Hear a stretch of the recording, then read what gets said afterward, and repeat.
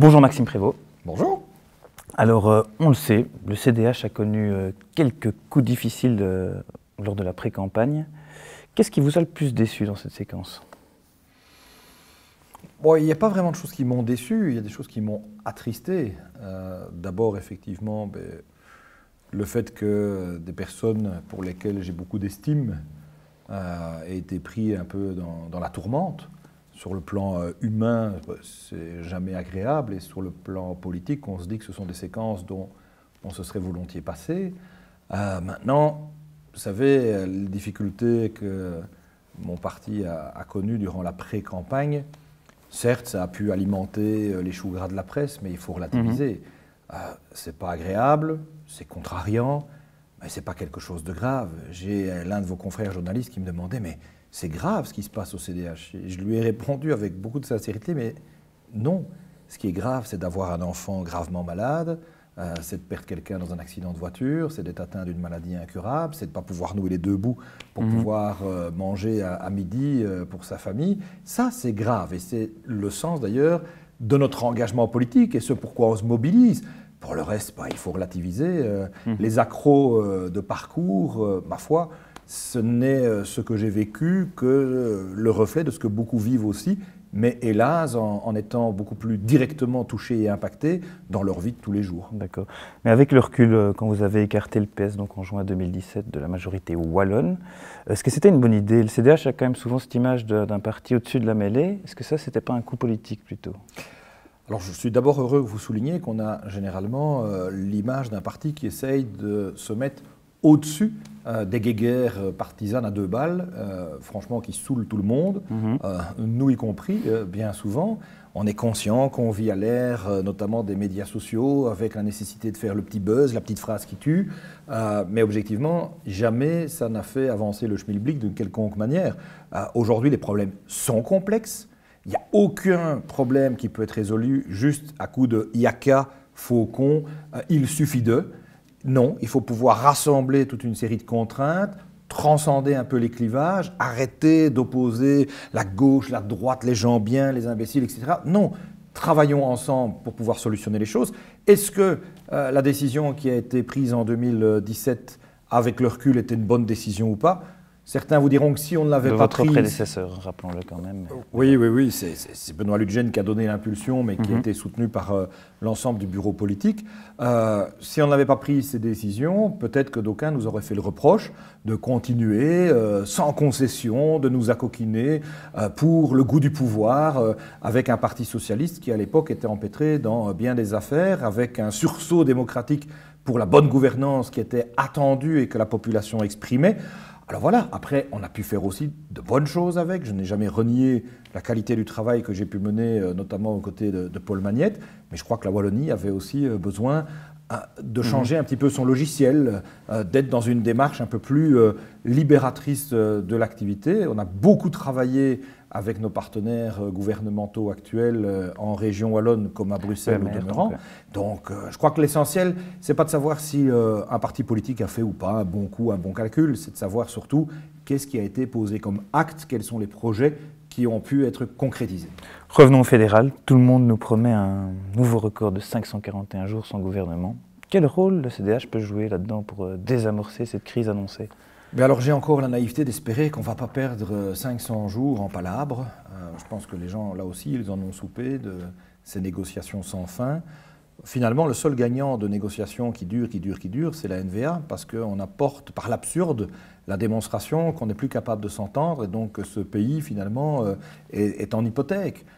Ce qu'elle n'essaye par tous les moyens de démontrer. Donc, ayons le sens des responsabilités. Le CDH l'a toujours incarné.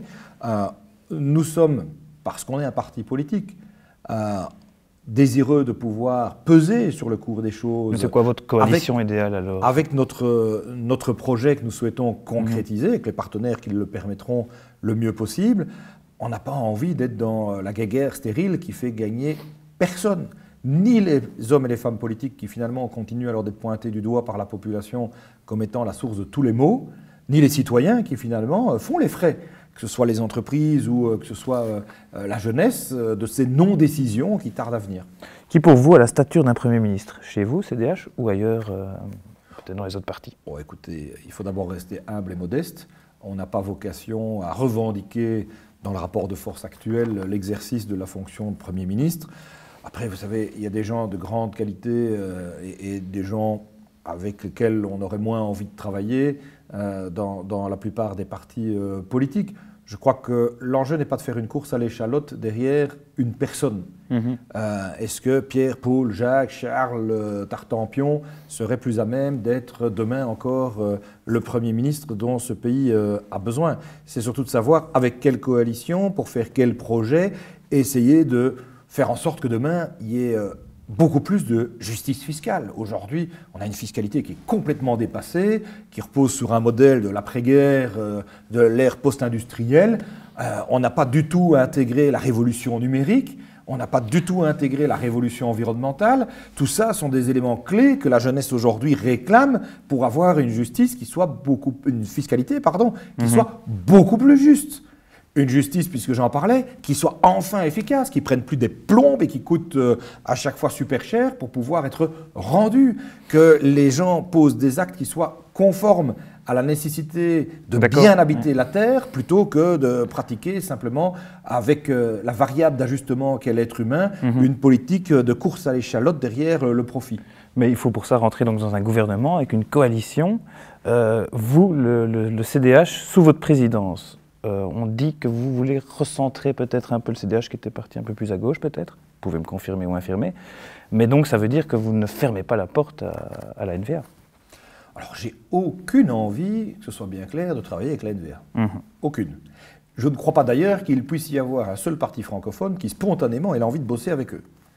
Maintenant, il faut être lucide et il faut que chacun comprenne que ce ne sont pas les francophones qui vont voter à la place des Flamands. Et les Flamands voudraient peut-être que dans le sud du pays, on vote différemment que ce que les sondages annoncent. Mais on est dans un pays où chacun va voter pour sa région, sa zone. Et après, il faut qu'on travaille ensemble. Alors c'est très facile, dans un divan, d'aller dire jamais avec la NVA, jamais avec le PS, jamais avec le MR, jamais avec l'Écolo, le PTB ou que sais-je. Mais à un moment donné, si tout le monde met des exclusives contre tout le monde, on ne va jamais pouvoir bosser ensemble. On est en Belgique. On va faire la démonstration alors que ce pays est malade et qu'il faut alors penser à autre chose qu'un régime fédéral. Et donc on va faire la thèse de la NVA.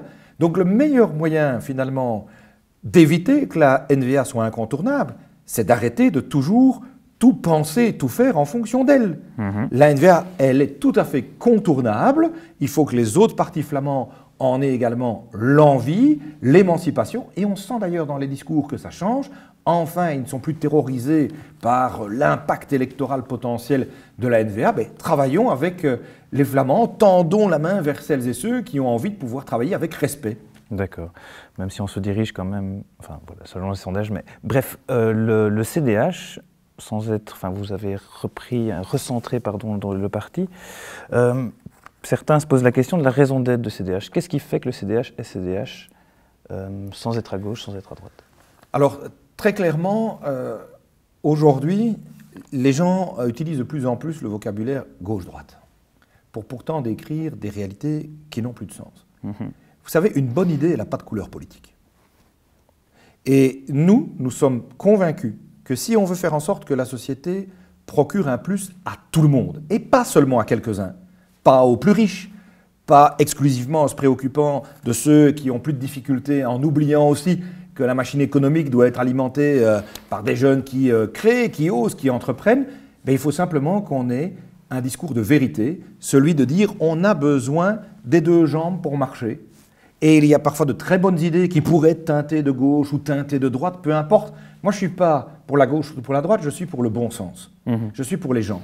Et je n'ai pas envie que l'être humain soit considéré comme une variable d'ajustement en matière de productivité économique à tout crin, au détriment d'un bien-être, d'un bonheur personnel et familial. Je n'ai pas envie non plus qu'on considère que l'État doit tout faire, nous mettre sous Baxter à chaque fois qu'on doit prendre des initiatives. Non, il faut aussi réhabiliter le sens de l'effort, la prise d'initiative, arrêter de pointer du doigt ceux qui osent entreprendre, qui font des choses, qui prennent des risques, arrêter de les culpabiliser, mettre aussi dans une démarche de responsabilité et de générosité. Nous devons aussi être au rendez-vous de la solidarité quand des personnes sont en difficulté dans notre pays ou ailleurs.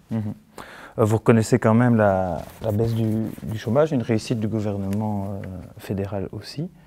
Il y a aussi une explosion des chiffres des jeunes au CPAS. Voilà, quelle solution préconise le CDH pour lutter contre cette forme de pauvreté qui touche les jeunes et les étudiants en particulier? Alors d'abord, on peut se réjouir qu'enfin, depuis plus de 60 mois consécutifs d'ailleurs, les chiffres du chômage s'améliorent en Belgique, mais singulièrement aussi en Wallonie. Et le CDH a pris sa part pour que ça puisse être le résultat. Deux, on a encore beaucoup trop de jeunes aujourd'hui qui sont confrontés à des difficultés, qui ne savent pas nouer les deux bouts, qui savent difficilement payer leurs études, qui sont obligés de faire plein de petits jobs, objectivement. Ça, on doit en être conscient. C'est pour ça que le CDH propose aussi des actes concrets, prise en charge financière pour les cotes, augmentation des bourses d'études, soutien financier aux jeunes start-upers. Moi, je pense aussi qu'il y a un créneau dans lequel on peut distinguer la Wallonie et Bruxelles, c'est celui de l'intelligence artificielle et le gaming, faire en sorte qu'on ait un véritable, qu'on soit demain la Silicon Valley du gaming, du jeu vidéo, de l'e-sport. Tout ça, ce sont des créneaux sur lesquels on a des pépites, des jeunes entrepreneurs super positifs qu'on ne valorise pas assez. Mais il y a une culture de l'entrepreneuriat en Wallonie, oui, vous pensez? Elle existe, bien entendu. Elle est probablement insuffisamment développée. On doit la sponsoriser, la favoriser. Mais à nouveau, pour faire en sorte que chacun, dès lors qu'il a une idée, qu'elle peut avoir une plus-value collective, puisse s'engager. Pour moi, c'est autant important d'avoir le gars qui va s'impliquer dans une aventure humaine en prêtant main forte, soit à des gens qui sont plus en difficulté chez nous ou qui veulent faire de la coopération à l'étranger, que le gars qui va lancer sa boîte, sa dynamique économique. Parce que cet enjeu de cohésion sociale, c'est celui qui va permettre la plus-value collective pour chacun. Et donc, je crois qu'on a une jeunesse qui ne se sent pas beaucoup écoutée, qui a le sentiment que les hommes et les femmes politiques ne les entendent pas. Vous savez, moi, je suis, je pense, le plus jeune président de parti. Voilà, la classe politique a quand même du mal à se régénérer. Elle a du mal à se renouveler, oui. Il y a des présidents qui sont là depuis très longtemps. Moi, je viens d'arriver depuis quelques mois. Alors évidemment, pour certains qui ont 18 piges, moi qui en ai 41 depuis quelques jours, je pourrais peut-être un peu plus âgé, et puis je fais de la politique depuis quelques années. Mais pourtant, je pense que c'est surtout une question d'état d'esprit. On connaît tous autour de nous des gens qui ont 25 piges, mais qui ont un mental de 45. Et en l'occurrence, ce qu'il faut, c'est d'abord l'envie. Et les jeunes, ils doivent être entendus, pas seulement quand ils se mobilisent dans la rue, mais quand ils ont un message à nous adresser. On doit nous-mêmes changer notre logiciel. Ce n'est pas aux jeunes à chaque fois à s'adapter. Le monde évolue beaucoup trop vite, surtout avec la transition numérique, l'explosion des nouvelles technologies. Ils maîtrisent ça. La Wallonie n'a pas basculé dans ce monde-là, il faut quand même être réaliste, non? Alors ça, je nuancerai votre propos, parce que très objectivement, le territoire wallon est reconnu à l'échelle européenne comme un des territoires où la recherche, le développement et l'innovation a été le plus boosté ces dernières années. On réattire d'ailleurs des grandes entreprises, y compris de l'étranger, y compris de Chine, pour venir s'installer chez nous, parce qu'avec Digital Wallonia, on a vraiment saisi très rapidement les opportunités de ce tournant digital. Et moi, j'y suis en plus personnellement sensible. J'ai fait dans mon parcours une spécialisation en droit des nouvelles technologies. Et je pense qu'aujourd'hui, le tsunami de cette révolution et environnementale, et écologique, et numérique, elle est là, on ne saura pas l'arrêter. Et donc, faisons en sorte de saisir les opportunités sans être frileux pour que demain, ça représente une plus-value, des nouveaux jobs, des nouveaux facteurs d'épanouissement pour un maximum de gens et singulièrement pour notre jeunesse qui est quand même celle à partir de laquelle on doit tout bâtir demain. Eh bien, je vous remercie. Merci à vous.